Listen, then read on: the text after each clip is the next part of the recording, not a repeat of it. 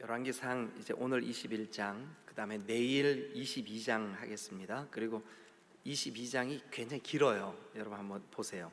좀 길죠, 그죠? 그래서 열왕기상 22장은 두 번 하겠습니다. 내일 하고 토요일 새벽 하고 이렇게 두 번. 그래서 토요일 새벽에 열왕기상을 끝내고 책거리 하고 그다음에 이제 주일부터는 열왕기하 이렇게 하도록 하겠습니다. 여러분, 열왕기상과 열왕기하 이 그 성경이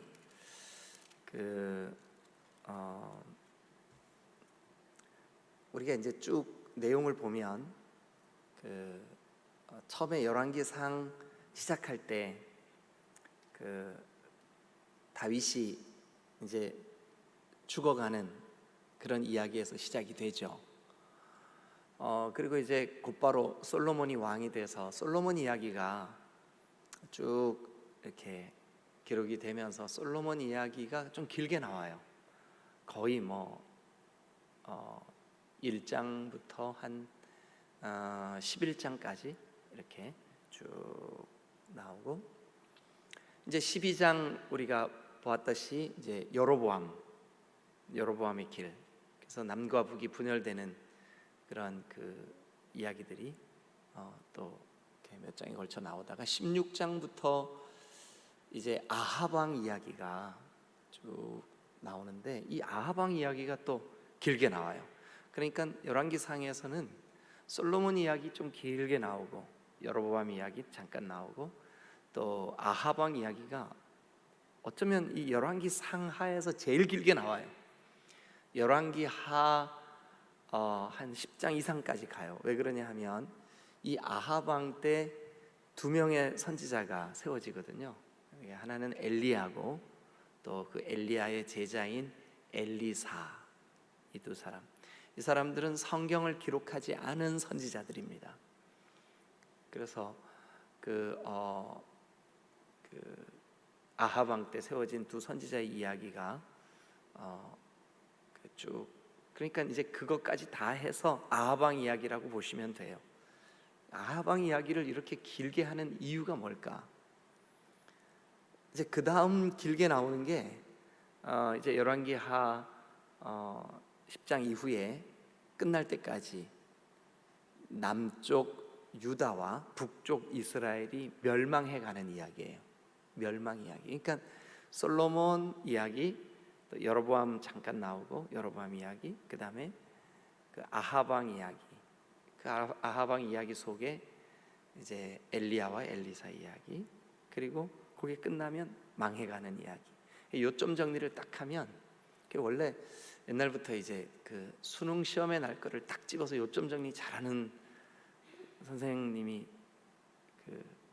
훌륭한 선생님이잖아요. 아니, 훌륭하다기보다 하여튼 거시기 하잖아요. 그런데 이제 그 열왕기상하는 그렇다고요. 솔로몬 이야기, 아합 이야기, 망해가는 이야기, 딱 셋으로 딱 구분이 돼요. 그런데 이 열왕기상하에서 우리한테 보여주고 싶은 스토리는 의외로 간단해요. 다윗의 길과 여로보암의 길 딱 펼쳐서 어느 길 갈래? 근데 여로보암의 길 간 그 왕들의 결론이 뭐예요? 망하는 거죠. 그래서 이제 오늘부터 우리는, 어제 이미 그 아람 왕 베나닷이 이제 이스라엘에 쳐들어 올라왔을 때 아합이 하나님께 순종하지 않았어요. 이기게 하고 내가 여호와인 줄 알게 될 것이다. 그래서 하나님만이 하실 수 있는 이 얼마 되지도 않는 그 한 7-8천 명의 병력을 가지고 수십만의 아람 군사들을 물리치는 그런 장면을 보면서 하나님이시구나. 그래, 실제로 이 아합이 느껴요. 하나님이시구나. 그래서 선지자에게 물어요. 제가 어떻게 해야 될까요? 거기까지 우리가 느낄 때 이 사람 다윗의 길 가려고 그러나? 그런데 여전히 그의 그 밑바탕에는 여로보암의 길이 흐르고 있었죠. 그래서 끝내 불순종합니다. 베나닷을 제거하고 없애야 되는데 그와 조약을 맺죠. 그래서 어쨌든 베나닷과 조약을 맺는 것은 여러 가지 의미가 있어요. 아합이 여전히 아람의 영향, 우상 숭배, 그리고 물질적인 탐욕, 그러니까 뭔가 바라고 조약을 맺는 거잖아요. 그래서 이런 부분에 이 아합이 자유하지 않고 있구나, 못하고 있구나, 이제 우리가 그렇게 이해를 하시면 되고, 오늘 이제 21장 보시면 여러분 이거 21장 이야기는 저와 여러분들이 다 잘 아는 이야기예요. 뭐 신앙생활 조금이라도 하신 분들은 이 스토리 모르는 사람이 거의 없을 거예요. 나봇의 포도원 이야기. 나봇의 포도원 이야기. 그런데 오늘 이 나봇의 포도원 이야기 속에 우리가 어제부터 오늘은 뭐를 생각해 두셔야 되냐 하면, 아합이 망하는 이유를 하나님이 우리한테 보여주고 있구나, 이렇게 생각하시면 돼요.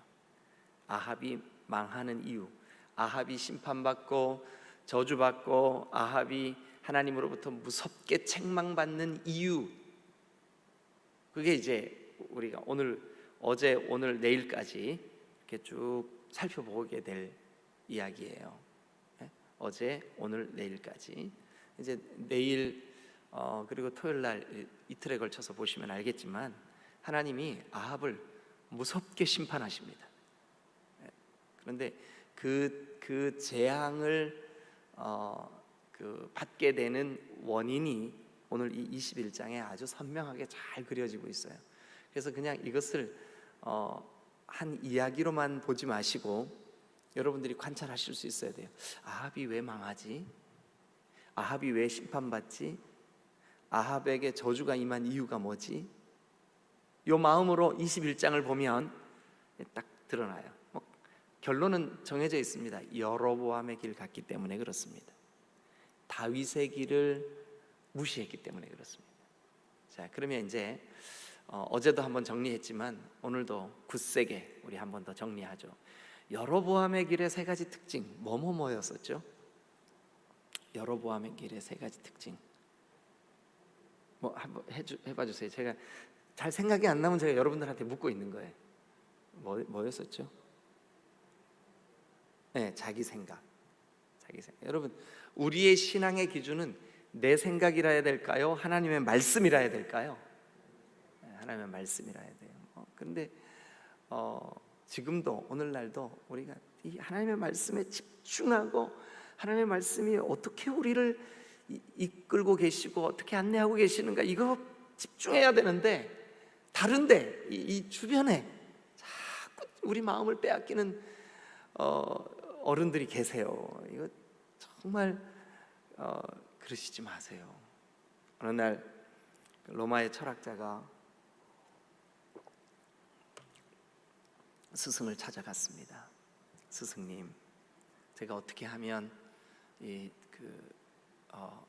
철학을 아주 명쾌하게 깨달을 수 있습니까? 진리가 뭡니까? 그랬어요. 그랬더니 이 스승님이 알고 싶냐? 예, 알고 싶습니다. 그러면 너 그 세숫대야를 좀 갖고 와라. 세숫대야를요? 그래서 이제 스승이 시키니까 세숫대야를 이제 이렇게 들고 왔어요. 거기다가 물을 받을 수 있을 만큼 가득 받아라. 찰랑찰랑하게 물을 받았어요. 이만큼. 그래 이제 스승이 이제 얘기합니다. 이 아테네 도시를, 이 아덴을 한 바퀴 돌고 와라. 대신 한 방울이라도 물이 땅에 떨어지면 안 된다. 그래가지고 그 제자가 스승님이 그렇게 말씀하시니까 이 세숫대야에다가 물을 잔뜩 받아가지고 이제 이걸 들고 아테네 시내를 이제 한 바퀴 돌기 시작하는 거예요. 그래가지고 이제 이 물을 담은 세숫대야에 물이 조금이라도 떨어지면 안 된다 그랬으니까 집중해서 얘를 쳐다보고 물 흐를까봐 그래가지고 이제 걷는 거예요. 이렇게 이제 아테네를 한 바퀴를 다 돌고 왔어요. 스승이 묻습니다. 도시를 한 바퀴 돌면서 뭘 보았냐? 도시를 한 바퀴 돌면서 뭘 보았냐? 시장 어기 아고라에서 설파하는 철학자를 보았냐? 애들이 숨바꼭질하면서 노는 거 보았냐? 엄마들이 수다를 떨고 있는 거 보았냐? 보았냐? 여러분들이 대답해 보세요. 봤겠어요? 못 봤겠어요? 틀림없이 이 철학자는 스승님의 명을 받아서 이 세숫대야를 들고 물이 찰랑찰랑한 걸 이걸 안 흘리려고 아덴 도시를 돌 때 틀림없이 얼마나 많은 사건들이 벌어졌겠어요. 예? 그 철학의 도시니까 어떤 사람은 이 해질녘에 사람들이 보는 앞에서 자기의 철학적인 깨달음을 말하고 있었을 겁니다. 어떤 아이들은 딱지치기를 하고 있었을 겁니다. 어떤 사람들은 자기 주장을 펼치느라고 막 목에 핏대를 세우고 있었을 겁니다. 이 도시에 별일들이 다 있을 거예요. 그런데 이 사람은 지금 물을 흘리면 안 되니까 세숫대야만 보고 오는 거예요. 그러니까 주변에 있는 것들이 보였을까요? 안 보였을까요? 안 보이죠. 볼 수가 없죠. 스승이 얘기를 합니다. 뭘 봤냐? 아유 스승님 아무것도 안 봤는데요. 야 이놈아, 에덴 이 도시에 어찌 아무 일도 안 일어날 수 있냐? 가만히 생각해 보니까 자기가 여기 지금 세숫대야의 물에 집중하느라고 못 봤을 뿐이지 숱한 일들이 벌어진 거는 맞잖아요. 그제서야 이 사람이 세숫대야의 물을 내려놓으면서 무릎을 탁, 그렇구나. 지금 나에게, 내 인생에 하나님이 부여하신 사명, 하나님이 우리에게 주신 도, 예수 그리스도와 십자가의 도, 예수 그리스도와 십자가의 도, 거기에 내가 집중하면 나를 실망시킬 만한 일들, 나를 실족해 할 만한 일들, 나를 내 마음을 불편하게 하는 일들 보일까요? 안 보일까요? 안 보이는 거예요.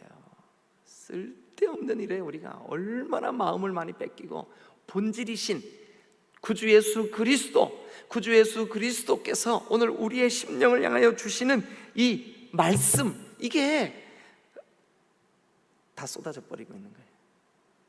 다른 거 보느라, 만약에 이 사람이 세숫대야에 물 담고 다른 거 막 쳐다보고 막 이러면서 왔으면 물 어떻게 됐을까요? 이거 다 쏟아지는 거죠.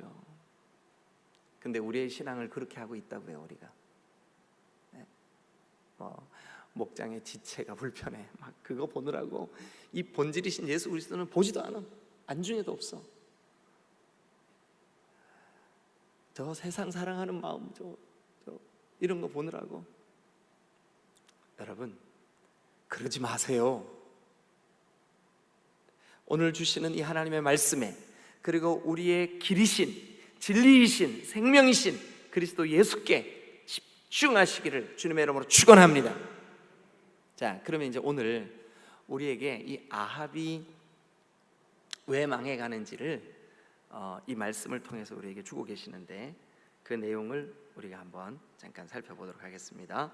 자, 오늘은 여러분들에게 아주 좋은 목소리로 읽어주실 최영남 목사님께서 1절을 읽어주시기 바랍니다. 시작.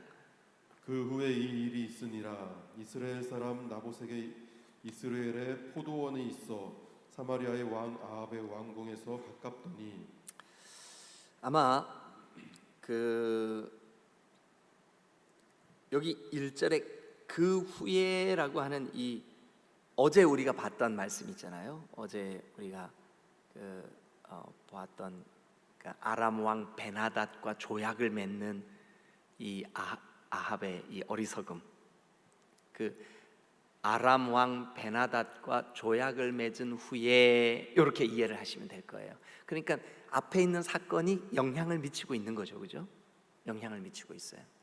그런데 그 영향을 미치는 연장선에서 누가 등장하냐 하면 나봇이라는 사람이 등장해요. 나봇. 왕이 보호해주고 잘 다스려주고 잘 살 수 있도록 도와주고 해야 될 백성 중에 한 사람, 나봇.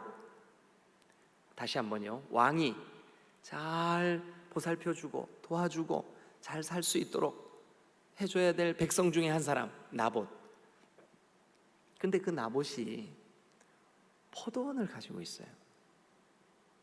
근데 그 포도원이 어디 있냐 하면 여기 보니까 사마리아의 왕 아합의 왕궁에서 가깝더니, 왕궁 아마 바로 곁에 있었던 것 같아요. 그런데 2절 아합이 야, 이 포도밭 이거 참 기가 막히네. 아, 이거 내가 가지면 참 좋겠다. 여러분, 어느 시대든 간에 제일 부자가 누구겠어요? 왕이지. 왕이지. 왜냐하면 왕은 그 나라의 통치권자잖아요. 그런데 부자일수록 이상하게요, 욕심이 많은 것 같아. 아니, 그러니까 부자니까 욕심이 많겠죠. 왜냐하면 욕심이 많으니까 부자가 됐을 거 아니에요, 그죠? 그러니까 욕심이 많으니까 부자가 됐겠죠. 부자니까 욕심이 많겠죠. 내가 좀 가난해, 그러면 여러분 행복해 하세요. 왜 그러냐? 아, 나는 욕심이 많지 않구나. 감사하죠? 근데 여러분 표정이 목사님 그 감사 안 해도 되는데 부자고 싶습니다, 이런 그런 거예요? 아니, 그 사실이에요. 여러분 보세요. 내가 지금 부자가 아니다 하는 것은 다른 말로, 아, 그래도 내가 막 욕심에 끌려 그렇게 살진 않았구나. 욕심에 끌려 그렇게 살면 부자 될 수밖에 없어요. 부자 되고 싶으세요? 욕심을 부리세요. 그런데 그 욕심이, 자, 한번 따라하세요. 탐욕은 우상숭배니라. 다시 한번 크게, 탐욕은 우상숭배니라. 믿으시는 분만 크게 아멘. 여러분, 욕심은 무서운 죄입니다. 얼마나 무서운 죄인가 한번 볼까요? 2절 읽어주세요. 시작. 아합이 나봇에게 말하여 이르되 내 포도원이 내 왕궁 곁에 가까이 있으니 내게 주어 채소밭을 삼게 하라. 내가 그 대신에 그보다 더 아름다운 포도원을 내게 줄 것이요 만일 내가 좋게 여기면 그 값을 돈으로 내게 주리라. 자, 2절 읽으면서 뭐 별 문제 없네. 왜냐하면 그대의 포도밭 나한테 파시오 이렇게 얘기하는 거니까. 그러나 여러분, 별 문제 없는 게 아니라, 여러분, 이 이스라엘 백성들의 토지 개념은 3절에 나옵니다. 3절. 자, 같이 한번 읽겠습니다. 시작. 나봇이 아합에게 말하되, 같이 읽으세요. 시작. 나봇이 아합에게 말하되 내 조상의 유산을 왕에게 주기를 누가 금하신다고요? 그러니까 이스라엘 백성들의 토지에 대한 개념은 하나님께서 법으로, 율법으로, 레위기에 이렇게 정해 놓으셨습니다. 여러분, 이스라엘 백성들이 출애굽해서 광야를 거쳐가지고 가나안에 들어왔을 때 그들의 땅은 누가 주시는 거예요? 하나님이 주시는 거예요. 그래서 각 지파별로, 각 가정별로, 집안별로, 각 그 지파의 그 가족별로 제비를 뽑아서 땅을 분배받았습니다. 그러니까 조상의 땅을 후손들이 갔는데 만약 먹고 살기가 너무 빠듯해서 그 땅을 혹시 이렇게 다른 사람이 경작할 수 있도록 줄 수밖에 없는, 그러니까 땅을 빼앗겼거나 팔았거나 하는 일이 벌어지면 49년이 지나고 50년째 되는, 우리도 50주년 했잖아요. 50년째 되는 그 해를 뭐라 그러냐 하면 희년이라 그래. 희년. 이 희년에는 모든 것을 원주인한테 다 돌려야 돼요. 그러니까 이스라엘에는 최소한 이 토지에 대해서만큼은, 오직 이 토지는 다 하나님 거예요. 그래서 그 토지를 자기가 경작하고 내 거로, 이건 우리 집 거야, 우리 집안 거야, 우리의 조상들 거야, 이렇게 할 수 있는 것은 하나님이 분배해 주셨기 때문에 그렇게 할 수 있는 거죠. 그러니까 나봇이 아합 왕한테 이렇게 대답합니다. 여러분, 이 아합이 하나님의 심판을 받게 된 이유입니다. 하나님의 심판을 받게 된 이유, 첫 번째, 탐욕 때문입니다. 그런데 뭐까지 무시하는 탐욕이냐 하면 하나님의 율례와 법도까지 무시하는 탐욕. 나봇은 왕에게 얘기합니다. 내 조상의 유산을 왕에게 주기를 여호와께서 금하실 것이며 여호와께서 말씀으로 금하고 있습니다. 이건 하나님이 원하시는 게 아닙니다. 이것은 내 개인이 어떻게 할 수 있는 게 아닙니다. 지금 우리 조상으로부터 지금 이렇게 상속된 하나님께서 우리에게 제비 뽑아 얻게 하신 이 기업을 하나님의 말씀, 하나님의 법도, 여러분, 아합이 심판받게 된 이유, 아합이 여로보암의 길을 갈 때 그의 삶에 나타나는 현상들, 그러니까 여로보암의 길을 가는 사람의 그 열매, 죄의 열매. 여러분, 우리가 성령의 사람으로서 성령과 동행하면 성령의 열매를 맺듯이 여로보암의 길을 가면 그 여로보암의 죄의 열매를 맺어요. 그 여로보암의 죄의 첫 번째 열매, 탐욕. 아니, 왕이니까 얼마나 많은 것을 가지고 있겠어요. 얼마나 많은 그 부와 귀와 영화를 누리고 있겠어요. 그런데 또 갖고 싶어. 자기 눈에 보기 좋다고 왕궁 앞에 있는 이 나봇의 포도원을 가지려고 그래. 탐욕. 여로보암의 길을 가는 사람에게 나타나는 열매, 탐욕. 여로보암의 길을 가는 사람에게 나타나는 두 번째 열매 뭐냐 하면 하나님의 말씀을 가볍게 여기는 거예요. 하나님의 말씀을 가볍게 여기. 여러분, 백성인 나봇도 이것은 여호와께서 금하시는 겁니다 하는데도 이 아합은 하나님의 말씀을 가볍게 여기고 그걸 뺏으려고. 그래가지고요, 이게 하나님의 말씀이라고 그러니까 이 아합이 입이 퉁퉁 부어가지고 집으로, 왕궁으로 돌아가서 아이, 신경질나. 어린애처럼 투덜투덜, 그리고 머리에다 수건 하나 탁 동이고 돌아 누워서 밥도 안 먹어.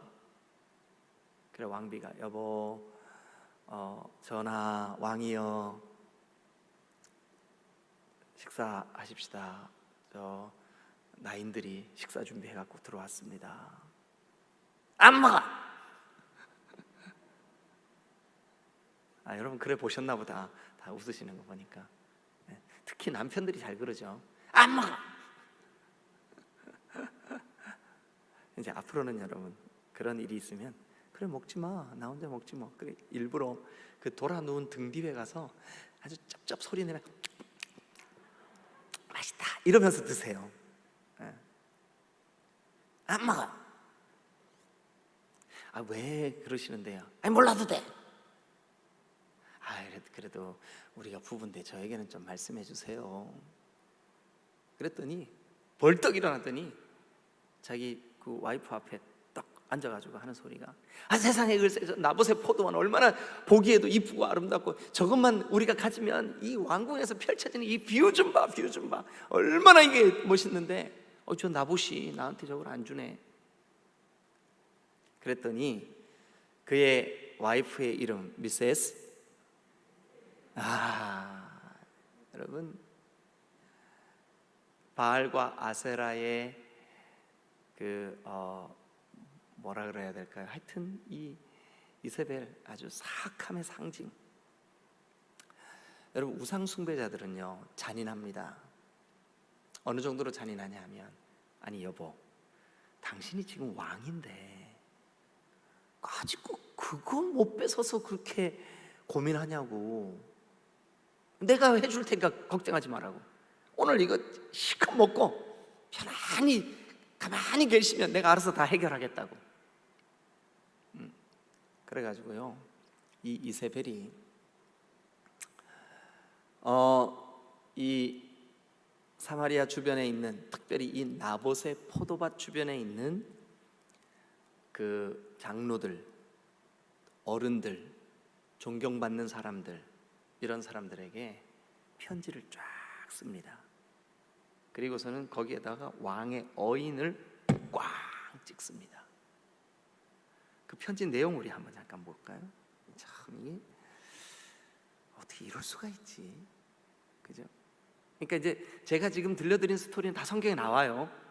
안 먹어 이것도 나와요. 나와요, 진짜 나와요. 그러니까 그 마누라가, 이세벨이 아이고 뭐 그걸 걱정하냐고, 왕이신데 내가 해결해 드릴게요. 그것도 나와요. 여기 나와요. 근데 지금 시간이 없어서 그냥 넘어가자고요. 집에 가서 읽어보세요. 아니면 제가 보내드린 음성 파일 들으세요. 자, 이제 그 아합의 이름으로 어인을 찍어서 보낸 편지 내용은 우리가 좀 한번 보시자고요. 8절 읽어주세요. 시작. 아합의 이름으로 편지들을 쓰고 그 인을 치고 공하여 그의 성읍에서 나봇과 함께 사는 장로와 귀족들에게 보내니 네, 편지를 보내요. 근데 그 편지의 내용이 뭐예요? 그 편지 사연에 이르기를 금식을 선포하고 나봇을 백성 가운데 높이 앉힌 후에 네, 금식을 선포하고 이거 뭔가 해결할 문제가 있구나. 그동안 이스라엘 백성들이 하나님 앞에서 회개할 일이 있거나 또 민족적인 어떤 아픔이 있거나 할 때마다 금식했는데, 특별한 어떤 기도 제목이 있을 때 금식했는데 나봇을 높이 앉히고 금식을 선포해. 그 다음에 자 10절 시작. 불량자 두 사람을 그의 앞에 마주 앉히고 거기 누구를 그의 앞에 마주 앉혔어요? 불량자 불량자. 아주 불량한 사람들. 이 불량자라는 말의 뜻이, 히브리어 원어의 말의 뜻이 뭐냐면 하나님을 두려워하지 않는 자라는 뜻입니다. 하나님을 두려워하지 않는 사람 두 사람을 증인으로 앉혀가지고 그에게 대하여 증거하기를. 뭐라고 증거했어요? 내가 하나님과 왕을 저주하였다. 이거 사실이에요, 거짓말이에요? 지금 누가 꾸미는 일이에요? 이세벨, 그 사악한 여인이 이 아무 죄도 없고 아무 말도 하지 않고 오직 왕이 그대의 포도원 날 좀 주시오. 나봇이 대답합니다.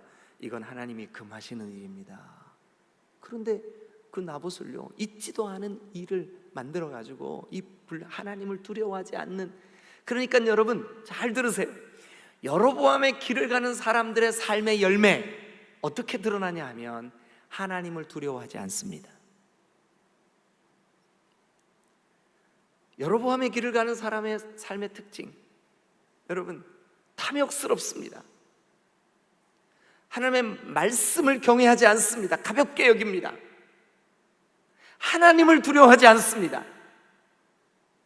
그리고 여기 보니까 이 이세벨이 꾸민 일, 불량자, 하나님을 두려워하지 않는 사람을 세워서 증인으로 삼고 있지도 않는 거짓말, 그리고 이 나봇을 어떻게 하냐면 자 저주하였다, 그러니까 하나님과 왕을 저주하였다 하게 하고 계속해서요. 곧부터 시작. 곧 그를 끌고 나가서 돌로 쳐 죽이라 하였더라. 그러니까 편지의 내용, 저 나봇을 돌로 쳐 죽여라. 지금 목적은 하나예요. 뭐 때문에? 남편의 탐욕 채워주려고. 그러니까 이 이세벨이 꾸미는, 그러니까 저 우상 숭배자들의 그 본성, 우상 숭배자들, 바알과 아세라를 섬기는 사람들은 수단과 방법을 가리지 않고 자기들이 목적하는 이 물질적인 풍요만 자기가 목적하면 되니까. 여러분, 의와 절제와 오는 심판에 대한 두려움이 없어요. 의와 절제와 장차 올 심판에 대한 두려움이 없다고요. 여로보암의 길을 가는 사람들의 삶의 특징, 탐욕적입니다. 하나님의 말씀을 무시합니다. 아니, 하나님 없는 것처럼 삽니다. 그러니까 여러분, 보지 않는다고 거짓말하고 거짓말로 편지를 쓰고 살인하고 죽이고 거짓 증인들, 하나님을 두려워하지 않는 증인들을 세우는 일을 눈 하나 깜짝하지 않고 자기의 목적을 위하여, 자기의 탐욕을 채우기 위하여 이런 일을 꾸미는 거죠. 여러분, 반대로 다윗의 길은 어떻습니까? 나의 진정한 왕은 하나님이시다. 내가 늘 하나님 앞에 있다. 코람데오한다. 여러분, 코람데오라는 말의 뜻이 하나님이 지금 지켜보신다는 뜻이. 하나님이 지금 내가 하는 이 말과 행동을 다 지켜보신다고 생각을 할 때 이 이세벨, 진짜 이 사람이요, 아니 어떻게 이렇게 하나님을 두려워하지 않을 수가 있죠?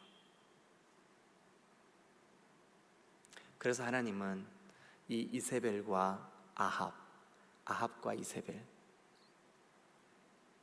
이 사람들을 무섭게 심판하실 수밖에 없는 거죠. 그게 이제 내일부터 되어지는 스토리예요. 자, 자, 제가 예화 한 가지 들려드리고 오늘 말씀 마무리할게요. 어쨌든 여로보암의 길을 가는 사람의 삶의 열매는 이런 형태로 나타나는구나. 탐욕, 하나님의 말씀을 가볍게 여김, 하나님을 두려워하지 않음, 거짓, 살인, 조작, 이런 형태로 여로보암의 길을 가는 사람들이 이런 열매들이 맺히는구나. 어느 날 어느 수도원에서 있었던 일입니다. 어느 수도원.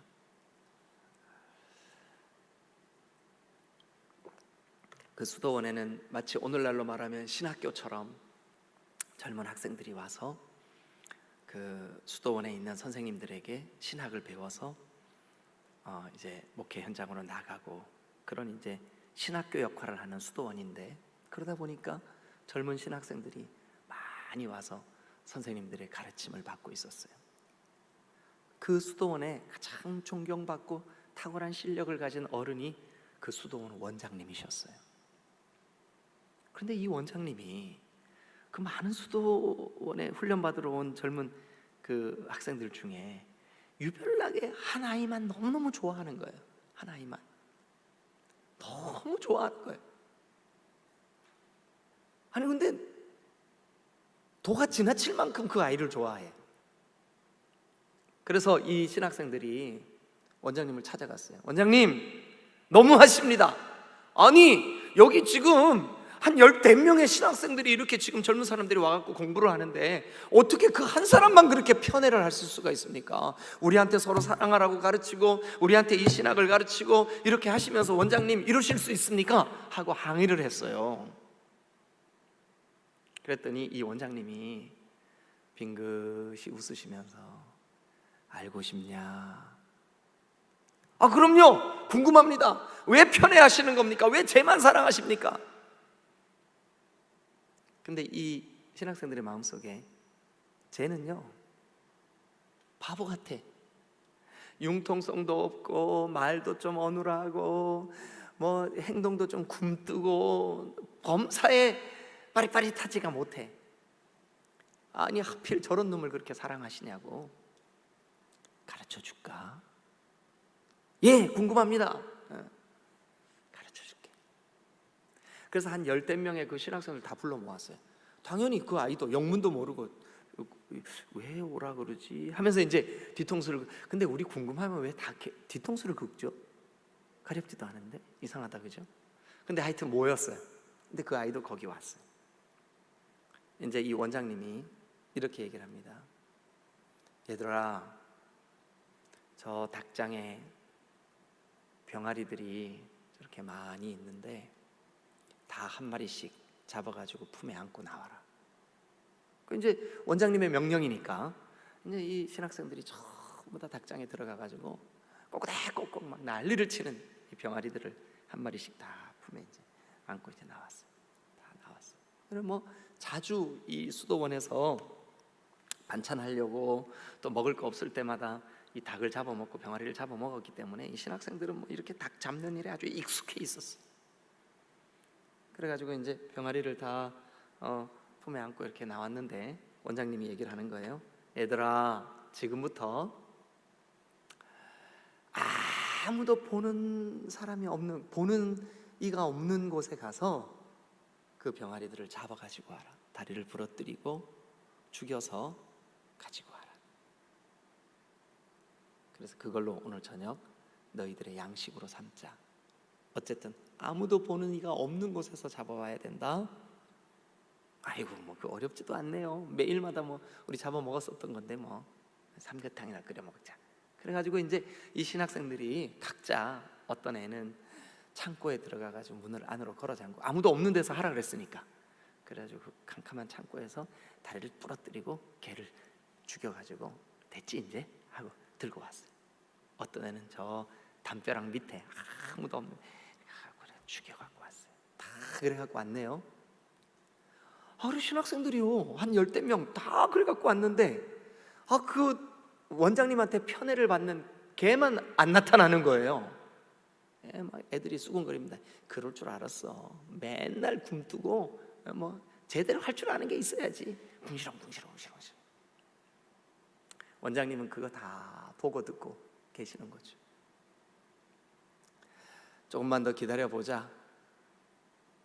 한참 만에 얘가 막 울먹울먹하면서 울상이 돼가지고 아직도 여전히 살아있는 그 병아리를 안고 어디선가 나오는 거예요. 울려고 그래. 원장님 말씀에 순종하지 못해서 죄송해요. 그런데 제가 아무도 없는 곳에 화장실 가고 문을 안으로 걸어 잠그고 여기 아무도 없으니까 죽여야지 하려고 죽이려고 하면 하나님이 거기서 나를 지켜보고 계시고, 창고 안에 들어가서 아무도 없으니까 내가 죽여야지 하고 죽이려고 하면 하나님이 거기서 나를 지켜보고 계시고, 다말에 가가지고 얘를 죽이려고 하면 하나님이 나를 지켜보고 계시고, 아무도 없는 곳을 도저히 내가 찾을 수가 없어서 못 죽였습니다 하고 울먹울먹하면서 이 살아있는 병아리를 들고 온 거예요. 10명의 신학생들이 숙연해졌습니다. 자기들은 똑똑한 척, 잘난 척, 아는 척, 원장님의 말씀에 잘 순종하는 척 하면서 정작 진짜 나를 지켜보고 계시는 하나님을 느끼지 못했는데, 이 아이는 어리숙해 보이지만 어디든지 계시는 하나님의 임재 앞에 이 병아리 한 마리 죽이는 것조차도 두렵고 떨림으로. 여러분, 아합이 왜 심각하게 하나님 앞에 저주를 받고 심판을 받을까요? 하나님 없는 삶을 살았기 때문에 그래요. 여로보암의 삶의 특징이 그래요. 오늘 우리가 이 나봇의 이야기, 간단한 이야기 같지만 이 이야기 속에 우리의 마음에 깊이 새겨야 될 중요한 교훈, 여로보암의 길로 가는 사람, 그들이 맺는 열매, 탐욕입니다. 하나님의 말씀을 가볍게 여깁니다. 하나님 없이 삽니다. 거짓과 살인과 광포와 거짓 증언들을 세우고 거짓말합니다. 여러분, 이게 여로보암의 길을 가는 사람들의 삶의 열매입니다. 우리 주변 사람들에게 좀 바보스럽게 여겨지더라도, 손해를 보더라도, 답답하더라도 오늘 하나님 앞에서 다윗의 길을 사모하는 여러분 되시기를 주님의 이름으로 축원합니다. 기도하시겠습니다.